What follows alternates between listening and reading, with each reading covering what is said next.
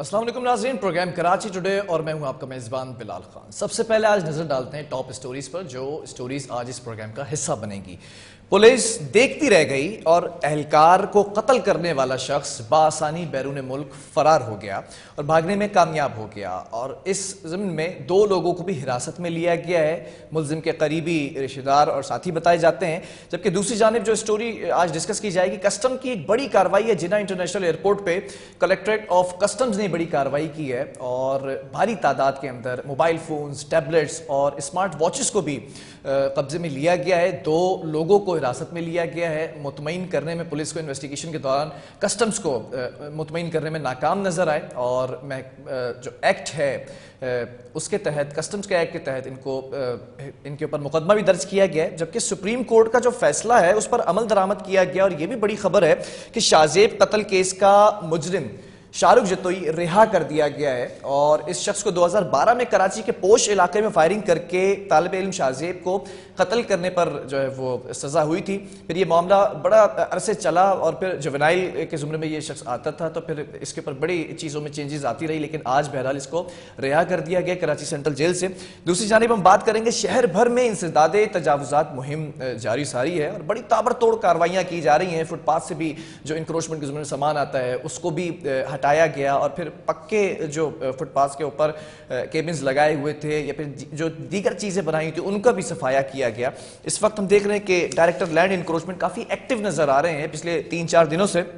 साथ साथ कराची के जो बड़े अस्पताल हैं उनके हवाले से भी हम आज बात करेंगे। सरकारी अस्पतालों पर हम हमेशा बात करते हैं, लेकिन अब्बासी शहीद अस्पताल की अगर बात की जाए तो ना यहाँ पर एक्सरे मशीन काम कर रही है, ना सीटी स्कैन की मशीन काम कर रही है। तमाम मशीनें खराब हैं। अद्वियात की अगर बात की जाए तो अद्वियात जो सरकारी तौर पर अस्पतालों में रखी जाती हैं मरीजों के लिए ताकि उनको पैसे खर्च ना करने पड़े या जिनकी इस्तिताअत नहीं है, तो वो दवाइयाँ वहाँ पर मौजूद नहीं है। बाहर से जाके फार्मेसी से ये दवाइयाँ खरीदते हैं और साथ साथ जो लेबॉर्ट्रीज होती हैं वहां से जाकर इनको टेस्ट करवाने पड़ रहे हैं। तो फिर सरकारी अस्पताल की मैनेजमेंट पर बड़े सवालिया निशान उठते नजर आ रहे हैं। बहरहाल हम पहली स्टोरी की तरफ बढ़ेंगे, जो पुलिस की गफलत थी उससे स्टार्ट लेंगे।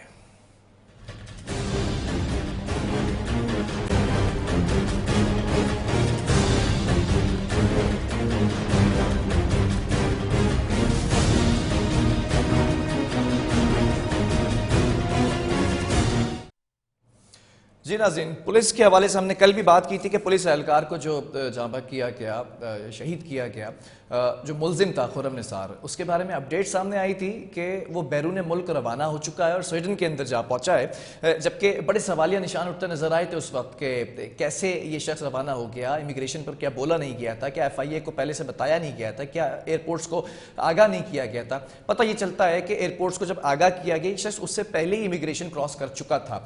अब अहम डेवलपमेंट ये कि 2 लोगों को जो है वो शामिल तफ्तीश किया गया, हिरासत में लिया गया। इन तमाम चीज़ों के हवाले से अपडेट जो है वो जानेंगे।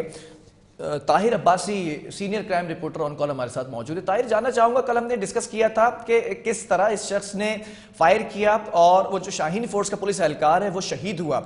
आज अहम डेवलपमेंट ये कि 2 लोगों को हिरासत में लिया गया है। इन्वेस्टिगेशन कहां तक पहुंची है?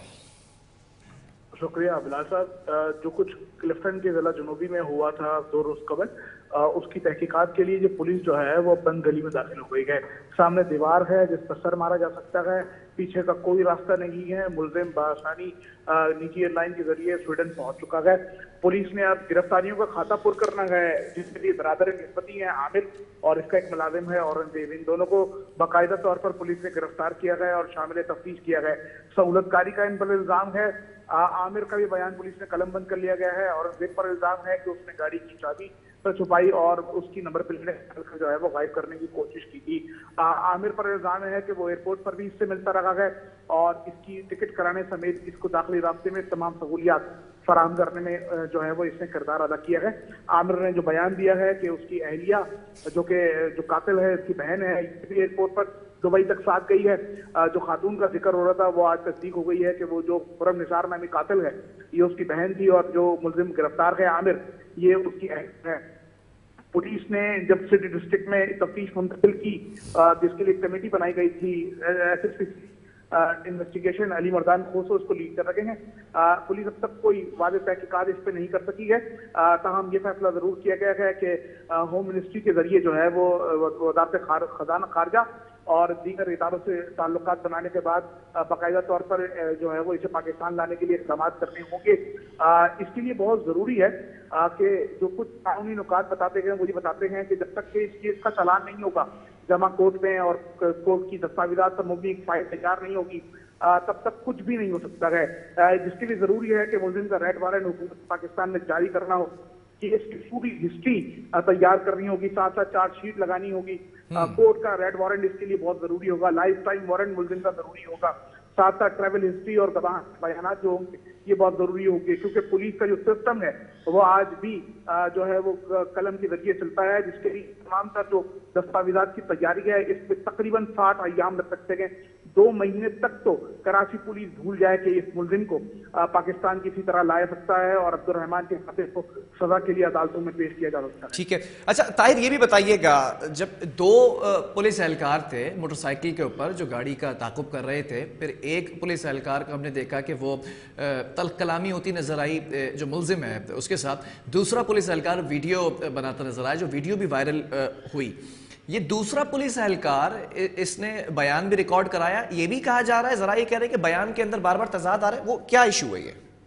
जी बिलाल साहब, क्योंकि अमीन उल हक नामी ये पुलिस है जो शाहीन पोस्ट का मोटरसाइकिल से दूसरा एहलकार था, बकौल पहले बयान के मुताबिक इसके कि जब मोटर गाड़ी में जो है वो मकतूल रहमान और कातिल खुरम निसार सवार हुए तो गाड़ी ओझल हो गई इसकी नजरों से, और बाद अब्दुल्ला शाह गाजी के मज़ार के करीब जो है वो पुलिस मुकाबले की उसको इत्तला मिली, जिसके बाद ये कहता रहा कि पहले मैं लड़की का ताक़ुब करने के लिए गया तो गाड़ी फरार हो गई, और इस नौइयत के मुतज़ाद बयानात थे जिसका ज़हनी तवाज़ुन अब तक बेहतर करार नहीं दिया जा पा रहा। कुछ वक्त होगा ताकि इसका हतमी तौर पर बयान पुलिस कलमबंद कर सके। अब जो इसके बयानात है उन तमाम बयानात में तजाद है, लेकिन इस केस के साथ जो कुछ कराची पुलिस ने किया है वो इंतहाई गफलत पर मुबनी तमाम दस्तावेजात हैं।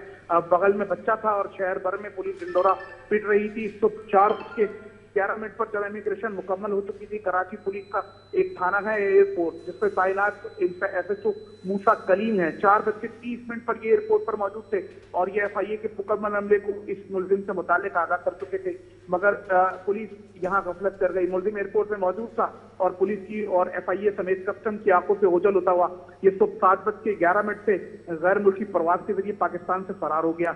एक पुलिस ने गफलत यहाँ की, दूसरा पुलिस अब खाता पूर्ण करने के लिए जो है वो बंद गली में दाखिल हुई है और मुख्तलिफ। ताहिर, मैं पुलिस की कारकर्दगी पर भी आऊंगा। जिला जनूबी की अगर बात की जाए तो बड़े सवाल उठते नजर आ रहे हैं इस जिले के अंदर, लेकिन उससे पहले एक अहम सवाल ये है कि एक प्रेस कॉन्फ्रेंस होती है SSP साउथ की जानिब से, उसमें ये कहा जाता है, बरबला इसका इजहार किया गया कि अगवा की कोशिश की जा रही थी, बोर्ड बेसिस से अगवा किया लड़की को और फिर उसके बाद हमारे शाहीन फोर्सेस के एहलकारों ने उसका ताक़ुब किया, रोकने की कोशिश की।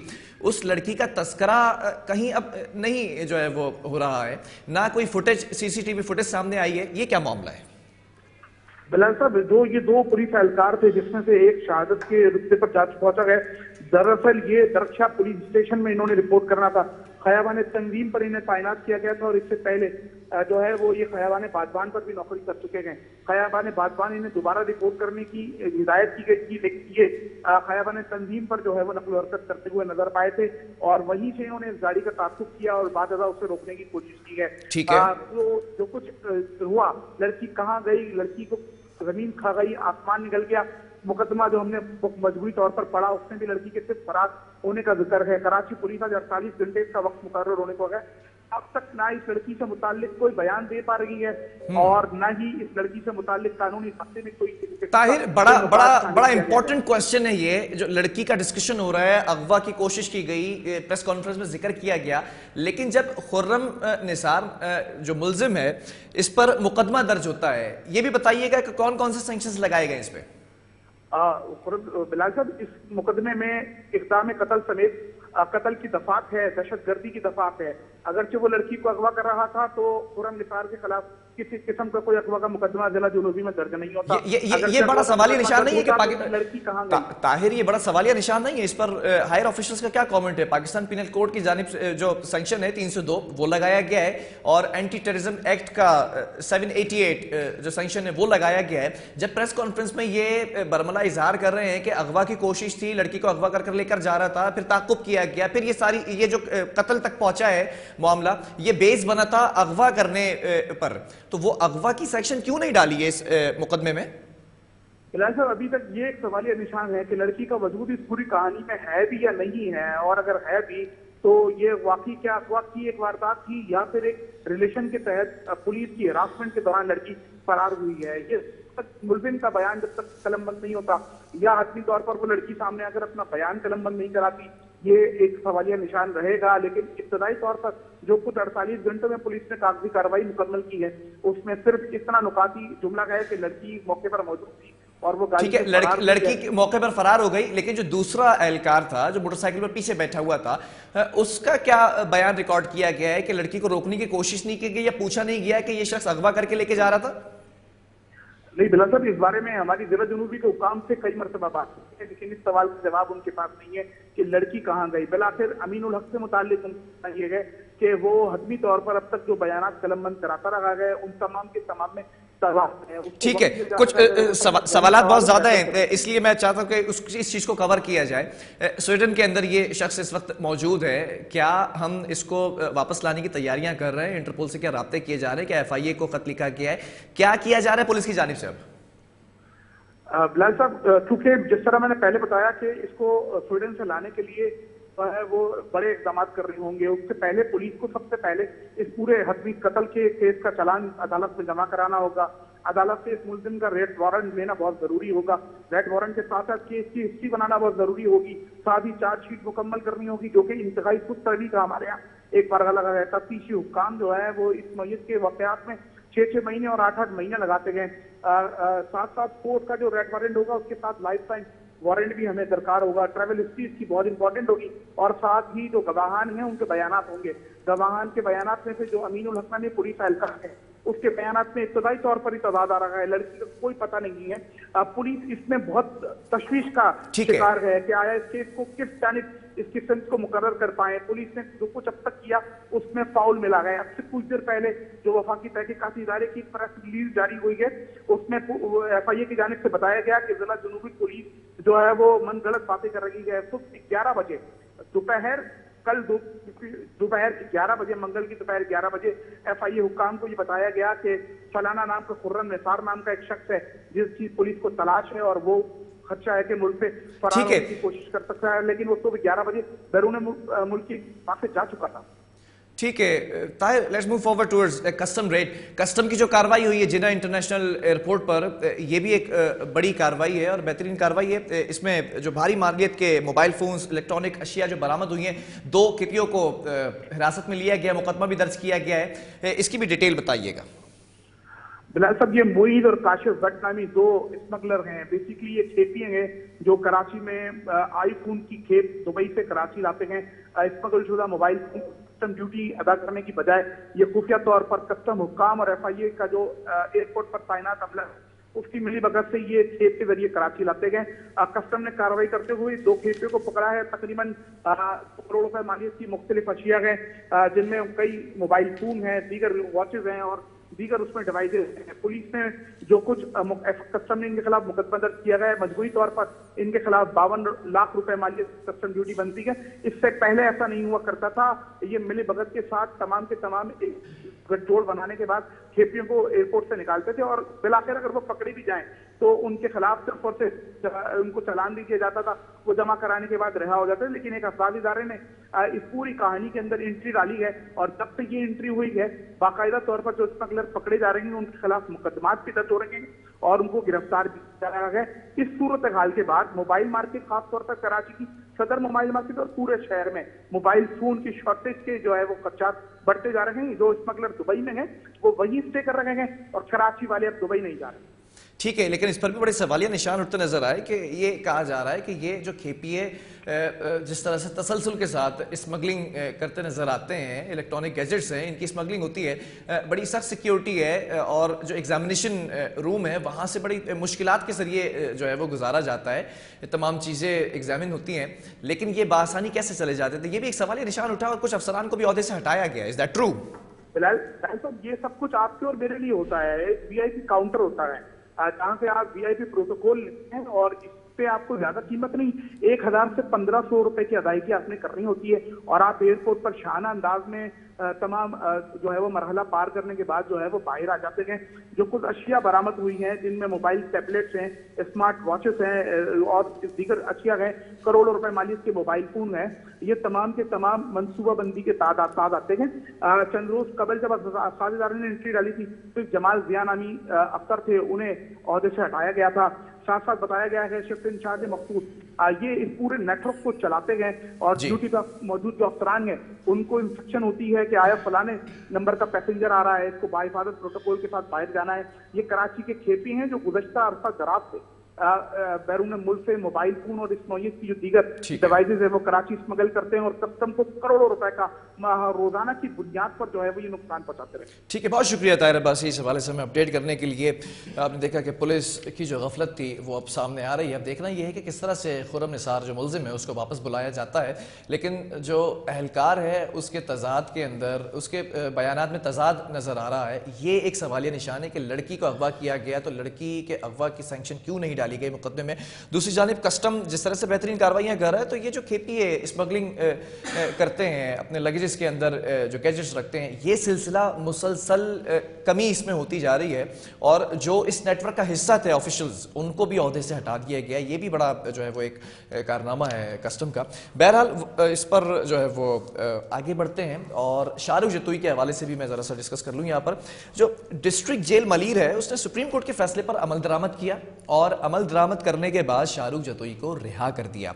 सुप्रीम कोर्ट की जानिब से शाहजेब कत्ल केस के मरकजी मुलजिम को रिहाई के हुक्म पर अमल दरामद के लिए रजिस्ट्रार सिंध हाई कोर्ट ने जेल इंतजामिया को या जेल सुप्रीडेंट को खत लिखा था जिसकी बुनियाद पर इसको रिहा किया गया, जबकि रजिस्ट्रार अदालत आलिया ने सिंध का खत मौसूल होने पर डिस्ट्रिक्ट जेल मलीर से शाहरुख जतोई को रिहा कर दिया, विच इज वेरी फाइन के जब एक लेटर आ गया, खत लिख दिया गया तो फिर उसकी बेस पर इसको किया गया। मैं आपको ये भी बता दूं कि जो शाहरुख जतोई दिसंबर 2012 में कराची के पोश इलाके में डिफेंस में फायरिंग करके जो तालिब इल्म था शाहजेब उसको कत्ल किया था और शाहजेब कत्ल केस में इंसदाद दहशतगर्दी की अदालत ने मुलजिम शाहरुख जतोई और सिराज तालपुर को सजाए मौत सुनाई थी, जबकि सिंध हाई कोर्ट ने मुलजिम की सजाए मौत को उम्र कैद में तब्दील कर दिया था और यह भी बताया कि सजाए मौत सुनाने के चंद माह बाद शाहजेब के वालिदैन ने मुआफी नामा भी जमा कराया था। फिर दियत के मामला भी थे, फिर उसको भी कंट्रोवर्शियल किया गया था कि दियत दी गई है या नहीं दी गई है। इन तमाम चीज़ों पर बात करेंगे लीगल एस्पेक्ट से कि लीगली जो है ये जो मुलजिम है सबसे पहले खुर्रम निसार जो इस वक्त स्वीडन के अंदर बैठा हुआ है इसको कैसे वापस लाया जाएगा, इस पर जो मुकदमा दर्ज किया गया, उस पर जो सैंक्शंस लगाई गई है उनकी वो कितनी अहमियत के हामिल हैं, क्या मुकदमा वीक नजर आ रहा है। ये बड़ा स्ट्रॉन्ग मुकदमा जो है दर्ज किया गया है। माहिर कानून एडवोकेट आमिर जमील हमें ज्वाइन कर चुके हैं। आमिर बहुत शुक्रिया ज्वाइन करने के लिए। दो स्टोरीज है, दोनों के ऊपर जो है वो आपके कानूनी राय लेनी है। सबसे पहले मैं खुर्रम निसार नामी शख्स की बात कर लेता हूं। ये शख्स पुलिस एहलकार को गोली मारकर उसको कत्ल करके और कुछ ही घंटे के बाद स्वीडन रवाना हो गया स्वीडन पासपोर्ट के ऊपर और अब ये शख्स वहां पर बैठा हुआ है। अब यहां जो मुकदमा दर्ज किया गया उसमें पाकिस्तान पीनल कोड की जो सेक्शन है 302 उसके तहत मुकदमा दर्ज किया और दूसरी जो सैंक्शंस लगाई है एंटी टेररिज्म एक्ट की 788 ये सैंक्शन डाली है। तो ये दोनों सैंक्शंस कितनी अहमियत की हामिल है अगर इस शख्स को इंटरपोल के जरिए वापस लाया जाता है? देखिए 302 तो कत्ले अहमद है, जाहिर है एक मर्डर हुआ है, कत्ले अहमद तो 302 तो अटैक हुआ है। सेक्शन 6 और 7 जो एंटी टेररिज्म एक्ट की दोनों सेक्शंस लगाई हैं। सेक्शन 6 में डेफिनेशन है कोई एक्ट और एक्शन वो ऐसा जो कि एंटी टेररिज्म लॉ में फॉल करता हो तो वो सेक्शन 6 में डिफाइन किया है। उसकी पनिशमेंट जो है वो सेक्शन 7 में है। ऐसा एक्ट जो माशरे में सोसाइटी में फियर और टेरर क्रिएट करता हो तो वो एंटी टेररिज्म कोड में वो सेक्शन फॉल करता है। ठीक है। तो सेक्शन 6 और 7 इस वजह से लगाया है कि ये मेन रोड पे वाकया हुआ है, एक पुलिस वाले को फायर करके जो मर्डर किया गया है, तो इस वजह से क्योंकि इनकी कोई दुश्मनी थी नहीं, तो उससे फियर और टेरर सोसाइटी में क्रिएट हुआ है। इस वजह से 6 और 7 का पुलिस ने इजाफा किया है। अब ये टेम्पररी तो कर दिया है, सेक्शन 6 और 7 का इजाफा तो पुलिस ने कर दिया है, पर इसको देखना एंटी टेररिज्म के जज ने है कि आइदर 6 और 7 अटैक होता है या नहीं होता, या इनकी कोई एनिमिटी थी, या फियर और टेरर इस एक्ट से सोसाइटी में हुआ है या नहीं हुआ। इन चीजों को देखना है। ठीक है। In during investigation investigating officer भी देखेगा और एंटी टेररिज्म कोर्ट का जज भी देखेगा। वो भी किसी भी स्टेज पे मुकदमे को ऑर्डिनरी कोर्ट में भी भेज सकता है या खुद भी ट्रायल कर सकता है। ये उसकी इनहेरिटेंस पावर है, उसकी डिस्क्रिशनरी पावर है। ठीक है आमिर, ये भी जानना चाहूंगा, पुलिस ने ये भी कहा है कि इंटरपोल से राब्ता किया जाएगा। कितना वक्त दरकार होगा? पहली चीज़ तो ये कि अगर राब्ता किया जाता है और फिर इसको प्रॉपर थ्रू प्रोटोकॉल जो चीज़ें हैं वो पूरी करके वापस लाया जाता है, कि कितना वक्त दरकार है? दूसरी चीज़ के क्या हमारे पास ये पॉसिबिलिटीज़ हैं, क्या इंटरपोल के जरिए इसको वापस लाया जा सकता है?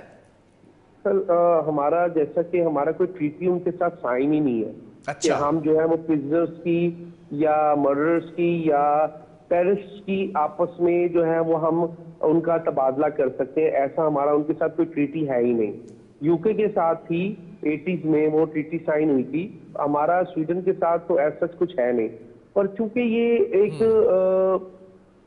एक सिफारती ताल्लुकात की बिना पर एक रिक्वेस्ट डाली जा सकती है, अब उसको मानना लीगली ना मानना वो बाउंड नहीं है कि आपको कोई मर्डर या टेररिस्ट आपके शॉर्टली एक सवाल का और मुझे यहाँ पर जो है जवाब चाहिए। जैसे एक वीडियो वायरल होती है, ये जो मुल्जिम है वो तल्ख कलामी कर रहा है पुलिस एहलकार के साथ, और फिर ऐसा लग रहा है कि उकसाने की कोशिश की जा रही है, तो क्या इसको सेकंड डिग्री मर्डर की तरफ ले जा सकते हैं? अगर देखा जाए लीगली तौर पर प्रोवोकिंग मर्डर हो सकता है? देखिए सर, मैंने सीसीटीवी फुटेज गॉन थ्रू की है, मैंने देखा है उसको। अब वो हॉट वर्ड्स जो एक्सचेंज हो रहे थे वो सारा, अब ये है इन्वेस्टिगेशन ऑफिसर उसको देखेगा कि वो जो हॉट वर्ड एक्सचेंज हो रहे थे वो किस नौइयत के थे। आइदर ये इस अक्रन से पहले इनकी कोई एनिमिटी तो नहीं थी। इन चीजों को तो इन्वेस्टिगेशन ऑफिसर देखेगा ना। अब हमें तो फिल वक्त जो नजर आ रहा है कि जी वो अब एक लड़की का भी इसमें जो पुलिस ने लगाया कि जी एक लड़की को ये अगवा करके लेके जा रहा था, वो भी एक आंसर है कि लड़की को अगवा किया जा रहा था, तभी ताकुब किया और फिर तल्ख कलामी हुई और फिर मर्डर हुआ, तो बेस वो अगवा था। जी ऐसा सीसीटीवी फुटेज में लड़की कोई नजर नहीं आ रही। दरवाजा खुला है, उसके अंदर इन दोनों के हॉट वर्ड एक्सचेंज हो रहे हैं, इन दोनों का वो दोनों ने गन्स पकड़ी हुई है, और लड़की तो उस पूरे सिनेरियो में नजर नहीं आ रही। तो पुलिस का मौका है, मैंने यही अर्ज की ना कि अभी प्रीलिमिनरी स्टेज है इन्वेस्टिगेशन की। अब ये जब इन्वेस्टिगेशन ऑफिसर सबसे पहले तो ये देखेगा कि इस अकरन से पहले ये दोनों का कोई डिस्प्यूट तो नहीं था। चले ठीक है। जरा आमिर, मैं शाहरुख जो है वो उस पर जतोई की रिहाई पर भी आना चाहूंगा। शाहजेब कत्ल केस था 2012 का, आपको याद होगा। फिर उसके बाद सजाए जो है वो फांसी की सजा दी गई, फिर उम्र कैद में उसको बदला गया, फिर वालिदैन ने दियत का मामला भी पूरा किया, उस पर भी उसको भी कंट्रोवर्शियल किया गया। अब इस शख्स को रिहा कर दिया गया है और रजिस्ट्रार के खत पर सेंट्रल जेल ने इसको रिहा किया। जरा लीगल जो इसमें ग्लिच है वो डिस्कस करना चाहूंगा। सर मैं अर्ज करूं कि 302 जो है वो कंपाउंडेबल ऑफेंस है। कंपाउंडेबल मीन कि किसी भी स्टेज पर आप उनके लॉयकीन से, उनके लीगल एयर से आप सुलह कर सकते हैं। ठीक है। Even at the time of execution of death penalty, जब उसको जेल में अगर उसको फांसी की सजा दी जा रही है, एट दैट टाइम भी अगर आप लीगल एयर उसके वुरसा से, उसके माँ बाप से, माँ बाप जिंदा है माँ बाप से, बीवी है बीवी से, या जो भी उसके लीगल एयर्स है उनसे आप अगर सुलह कर लेते हैं तो वो सेक्शन 6 और 7 जब ऐड हो जाता है तो कोई कंपाउंडेबल ऑफेंस खत्म हो जाता है, फिर सुलह नहीं हो सकती। ठीक है। फिर टेररिस्ट एक्टिविटी में आ जाता है कि उसमें टेरर और जो है वो, लेकिन आपको याद होगा अदालत ने सोमोटू लिया था इसके ऊपर, और फिर ये मामला खुद उठाया गया था रियासत की जानिब से। जी वो फिर सेक्शन 7 को डिलीट कर दिया था हाई कोर्ट ऑफ सिंध ने, फिर वो सुप्रीम कोर्ट ने उसको ऐड किया, फिर वंस अगेन इसको चौक आउट हुई पूरी एविडेंस को, फिर सुप्रीम कोर्ट ने इसको क्यूटल कर दिया।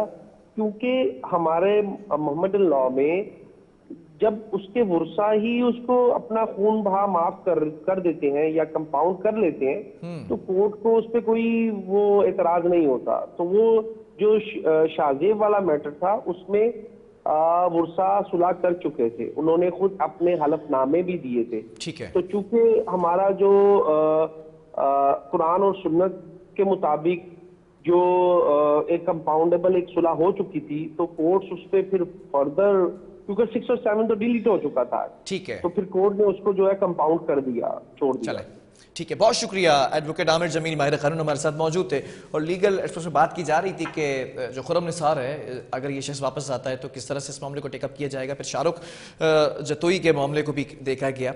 बहरहाल एक वक्फा लेंगे और वक्फे के बाद हम कुछ और स्टोरीज भी हैं उस पर भी बात करेंगे। इंसदाद तजावुजात की जो मुहिम है वो, और फिर अब्बासी शहीद हॉस्पिटल के अंदर जो बेज़ाब्तगियाँ हैं, इन दोनों चीज़ों को डिस्कस किया जाएगा।